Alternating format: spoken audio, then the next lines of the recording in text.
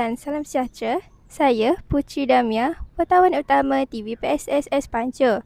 Hari ini berlangsungnya sambutan Hari Guru peringkat sekolah. Buat julung kalinya, sekolah telah memilih pelbagai tema pakaian guru sempena sambutan Hari Guru pada tahun ini. Oleh itu, jom kita saksikan kemeriahan sambutan Hari Guru.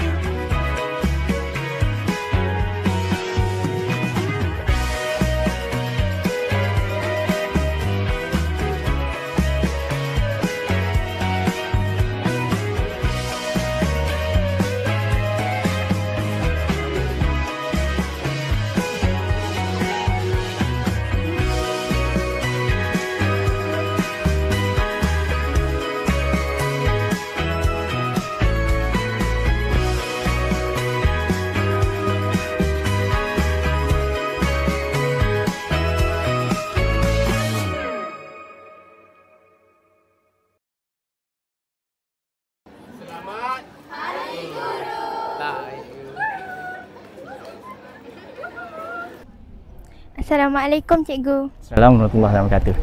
Apakah rasional pemilihan pelbagai tema pada Hari Guru ini?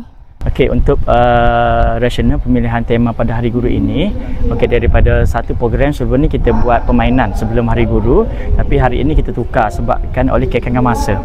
Daripada kekangan masa tersebut, cikgu mendapat idea kita buka kepada 5 bidang, daripada pertama tradisional, futuristik, klasik dan sebagainya. Daripada benda tersebut kita buka pada semua rakan-rakan guru untuk menonjolkan bakat masing-masing. Sebagai contoh, kita memperkenalkan kepada pelajar tema daripada pakaian tertentu daripada pelbagai kaum, yang terutama sekali daripada kaum kita lah, kaum Melayu. Macam awak tengok sendiri, Cikgu Rubiah dengan pakaian tradisional pemain Suri Agong. Kalau cikgu sendiri dia ada orang pilih pemain Suri Agong, cikgu ambil tema Cina. Daripada situ kita buka juga kepada cikgu-cikgu lain untuk tonjolkan bakat mereka, seperti anak-anak pelajar tengoklah pelbagai gaya dan ragam. Jadi daripada 2 pemilihan itu, Queen dengan King, kita buka kepada 5 Queen, 5 King. Dan pelajar juga boleh tengok betapa kreatifnya guru-guru anda semua. Itu sahaja. Okey, terima kasih Cikgu. Sama-sama. Beres. Terima kasih yang tidak terhingga kepada semua guru yang telah berkorban masa, tenaga dan kasih sayang demi mendidik anak bangsa. Selamat Hari Guru. Bye.